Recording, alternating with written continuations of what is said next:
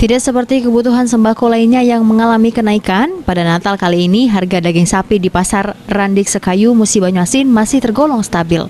Harga daging sapi super di Pasar Randik Sekayu kini berada di kisaran Rp110.000 hingga Rp120.000. Penyebab stabilnya harga daging sapi tersebut karena stok daging sapi di Musi Banyuasin masih sangat cukup, apalagi pada perayaan Natal di tahun kali ini. Agung selaku pedagang daging di Pasar Randik mengaku jika saat ini belum ada kenaikan berarti terhadap harga daging sapi di pasaran. Karena saat ini harga daging sapi sangat kompetitif sehingga pedagang tidak berani untuk menaikkan harga meskipun pembelian daging tinggi dalam rangka suasana Hari Raya Natal seperti saat ini. Natal dan Tahun Baru harga daging naik apa turun? Ya insya Allah harga daging masih normal, normal. Biasanya berapa? Tertinggi itu 120 itu udah daging as bagus. Kalau daging sop segala macam bisa 115, 110. Nggak ada kenaikan nggak ya? Insya Allah nggak ada. Nggak ada kenaikan berarti.